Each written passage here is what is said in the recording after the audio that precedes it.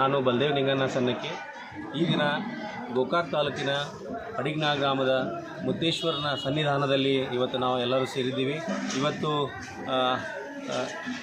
ದಿನಾಂಕ 4/1/2026 ರವಿವಾರ ದಿನ. ಈ ದಿನ ಕನ್ನಡ ಜಾನಪದ ಸಮ್ಮೇಳನ, ಕನ್ನಡ ಜಾನಪದ ಪರಿಷತ್ತಿನ ಪ್ರಪ್ರಥಮ ಜಾನಪದ ಸಮ್ಮೇಳನವನ್ನು ಗೋಕಾಕ್ ತಾಲೂಕಿನ ಅಖಂಡ ಗೋಕಾಕ್ ತಾಲೂಕಿನ ಸಮ್ಮೇಳನ ಇಲ್ಲಿ ಮುತ್ತೇಶ್ವರ ಬನದಲ್ಲಿ ನಾವು ಇಟ್ಕೊಂಡಿದ್ದು. ಮುತ್ತೇಶ್ವರನ ಸನ್ನಿಧಾನದಲ್ಲಿ ತುಂಬ ವೈಭವಯುತವಾಗಿ ಬೆಳಿಗ್ಗೆ 8 ಗಂಟೆಯಿಂದ ಕಾರ್ಯಕ್ರಮ ಪ್ರಾರಂಭವಾಯಿತು.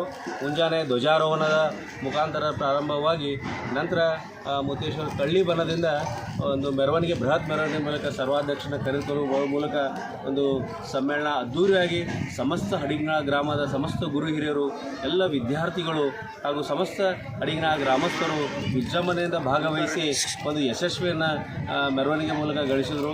ಮೆರವಣಿಗೆ ಆದ ನಂತರ ಉದ್ಘಾಟನಾ ಸಮಾರಂಭ ಅದ್ಧೂರಿಯಾಗಿ ಉದ್ಘಾಟನಾ ಸಮಾರಂಭ ನೆರವೇರಿತು. ತದನಂತರ ಗೋಷ್ಠಿಗಳು, ವಿಚಾರಗೋಷ್ಠಿಗಳು, ಜನಪದನ ಉಳಿಸುವ ಬಗ್ಗೆ ವಿಚಾರಗೋಷ್ಠಿಗಳು ಇಲ್ಲಿ ನಡೆದವು. 2 ಗೋಷ್ಠಿಗಳಾದ ನಂತರ ಕಲಾವಿದರಿಗೆ ಒಂದು ವಿವಿಧ ಕ್ಷೇತ್ರದಲ್ಲಿ ಕಲೆಗಳಲ್ಲಿ ಸಾಧನೆ ಮಾಡಿದ 25 ಕಲಾವಿದರಿಗೆ ಒಂದು ಗೌರವ ಸನ್ಮಾನ ಮಾಡೋದ್ರ ಮೂಲಕ ಈ ಜನಪದ ಕಲೆಯನ್ನು ಉಳಿಸುವ ಬೆಳೆಸುವ ನಿಟ್ಟಿನಲ್ಲಿ ಇದು ಅಂದರೆ ಯಾವುದೇ ಒಬ್ಬ ವ್ಯಕ್ತಿಗೆ ಸನ್ಮಾನ ಅಲ್ಲ, ಇದು ಇಡೀ ಜನಪದ ಕಲೆಗೆ ಮಾಡುವಂಥ ಸನ್ಮಾನ.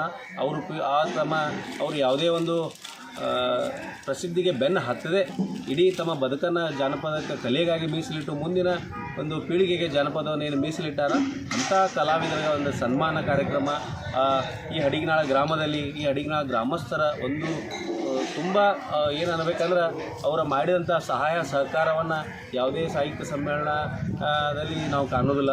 ಇಡೀ ಗ್ರಾಮದ ಸಮ್ಮೇಳನ ಅಂಥೇಳಿ ತಿಳ್ಕೊಂಡು ಇಡೀ ಗ್ರಾಮಸ್ಥರು ಭಾಗವಹಿಸಿ ತಮ್ಮ ಸಮಯವನ್ನು ಇವತ್ತೆಲ್ಲ ನೀಡಿ ಈ ಸಮ್ಮೇಳನ ಯಶಸ್ವಿಗೆ ಕಾರಣ ಆಗಿದ್ದಾರೆ. ನನ್ನ ಪರವಾಗಿ ಹಾಗೂ ಜಾನಪದ ಪರಿಷತ್ತಿನ ಪರವಾಗಿ ನಾ ಅಡಿಗ್ನಾಳ ಗ್ರಾಮದ ಸಮಸ್ತ ಗುರು ಹಿರಿಯರಲ್ಲಿ ನಾ ಅಭಿನಂದನೆ ಸಲ್ಲಿಸ್ತಾ, ಇಂಥ ಕಲೆಗಳು, ಜಾನಪದ ಕಲೆಗಳು ಈ ಕೇವಲ ಗ್ರಾಮೀಣ ಮಟ್ಟದಲ್ಲಿ ಮಾತ್ರ ಉಳಿಲಿಕ್ಕೆ ಸಾಧ್ಯದ.